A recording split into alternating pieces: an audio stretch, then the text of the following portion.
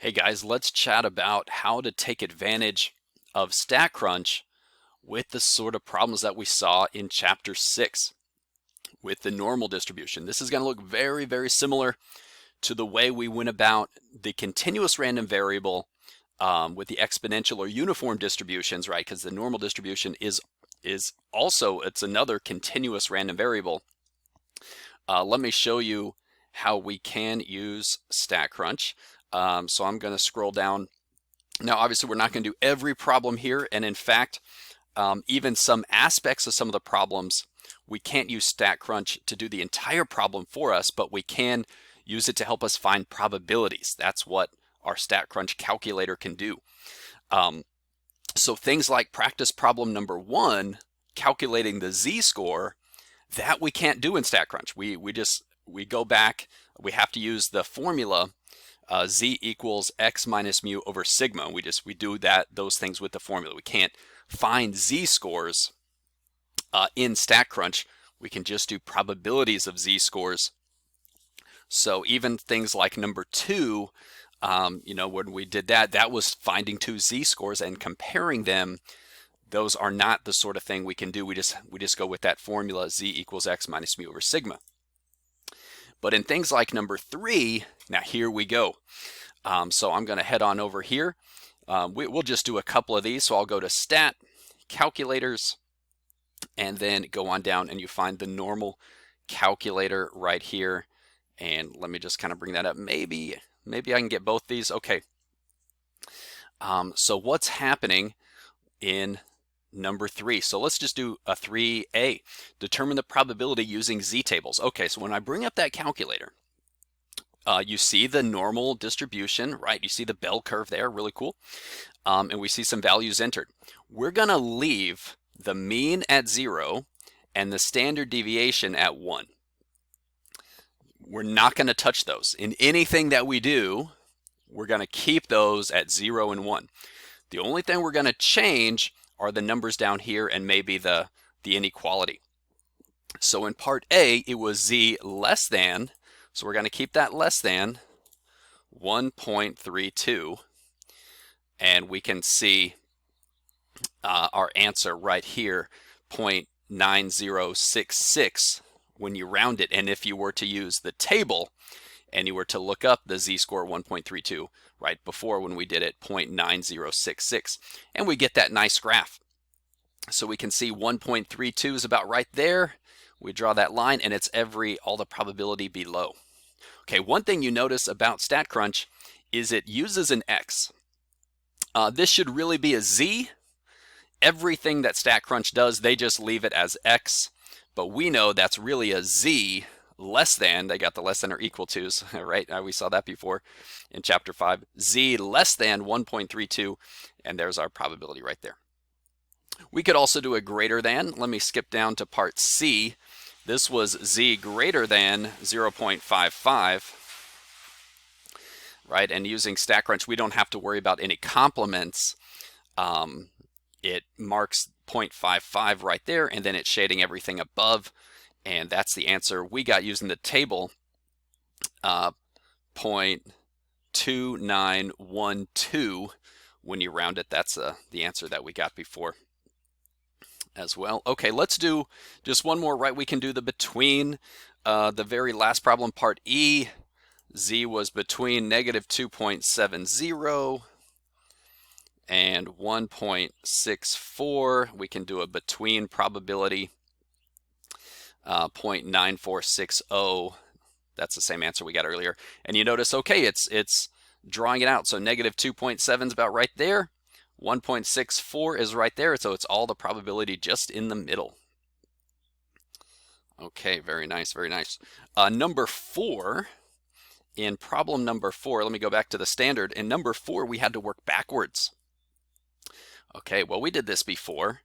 It's similar things in chapter 5. So in problem number 4, it was the probability that z is less than z equals 0.2483.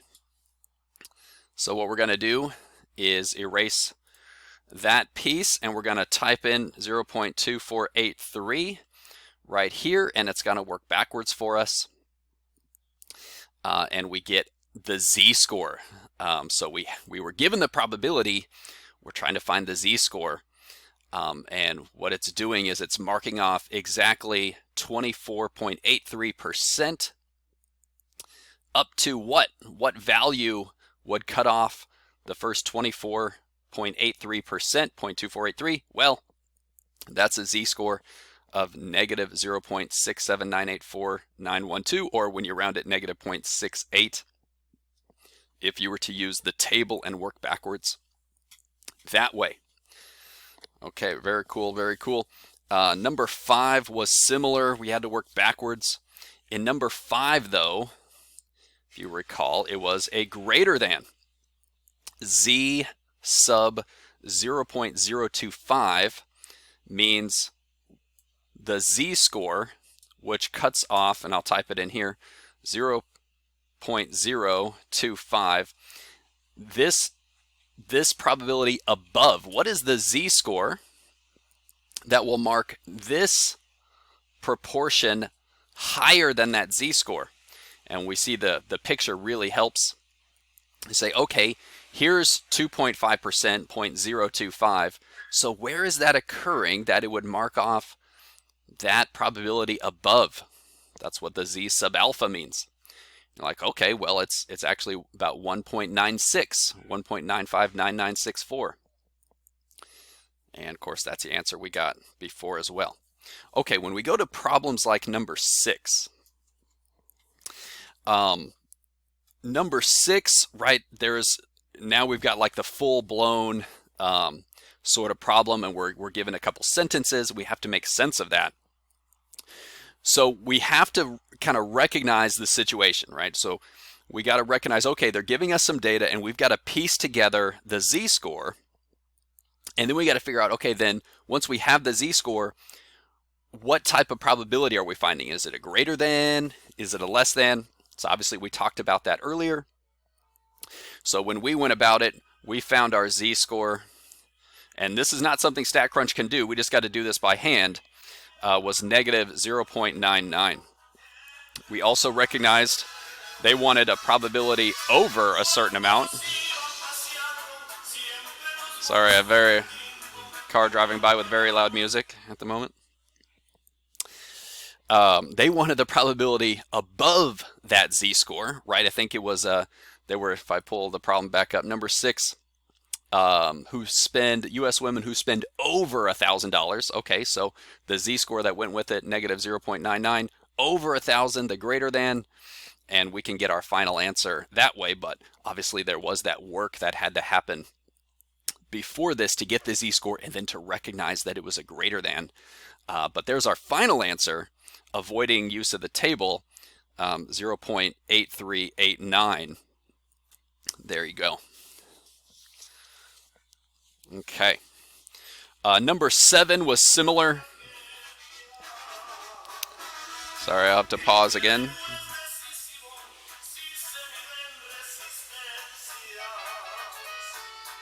Wow. I don't know if you guys can hear that, but it's deafening on my front porch. Okay. Number 7 was similar. I'll let you guys think through that. Very similar to number 6. We had to calculate the z-score, and then we had to recognize, once we had the z-score, we actually recognized that was a less than, and then we went about to answer the question in the end. Okay, let me go on to number 8. Now, number 8 is a different style problem. So it's still using all these concepts, obviously. But in the end, in number 8, we're trying to figure out what is the mean miles per gallon. That's the mu in our formula, z equals x minus mu over sigma. So how could we take advantage of StatCrunch here? Well, like the big concept, right, StatCrunch is not going to be helpful. We have to understand what this problem is giving us and how to go about it, that we're trying to figure out the mu. But where StatCrunch can help us is figuring out the z-score that we're going to plug in to z equals x minus mu over sigma. Okay, so, and then once we have that z-score, then there's still more work to do. We have to solve our equation. And of course, we did that earlier in a previous video. But okay, how would StatCrunch be of an advantage there?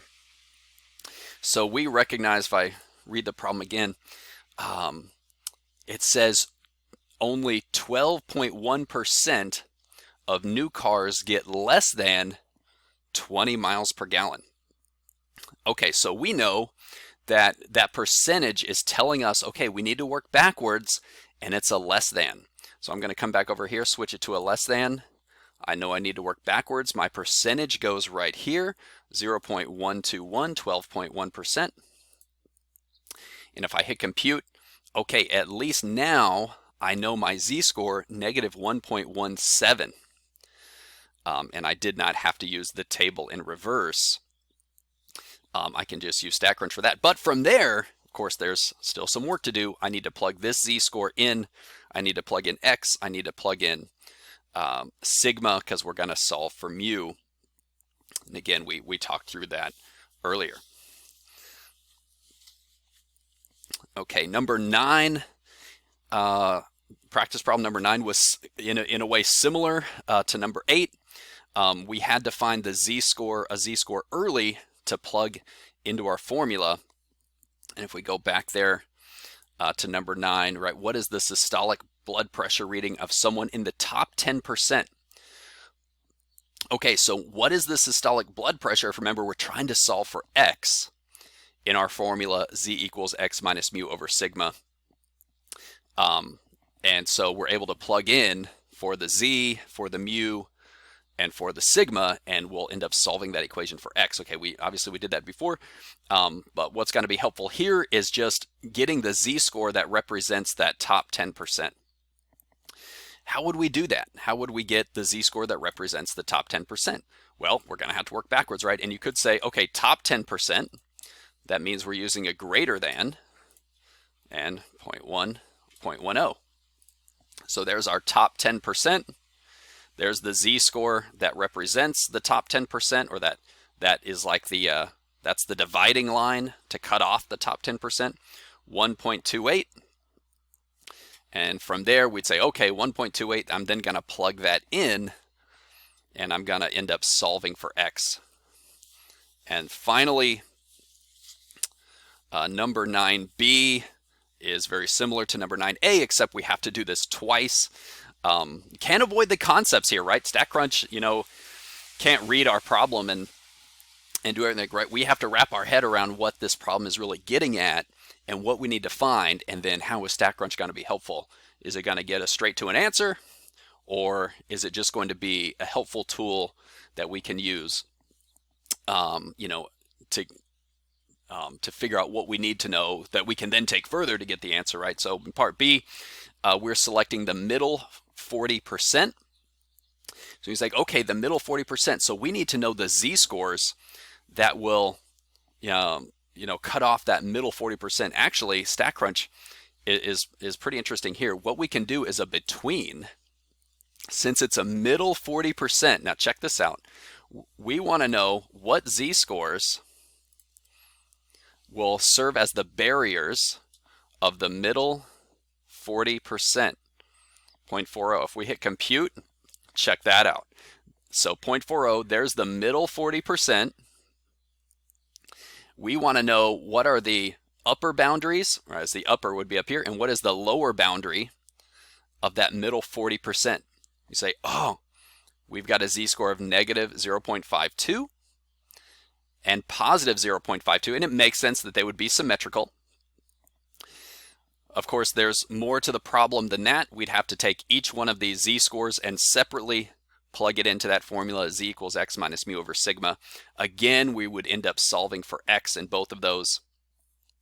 Of course, we did that earlier, but this would make our work a little bit easier, avoiding using the tables. Using the tables, we'd almost have to do these individually, although we know they're going to be symmetrical.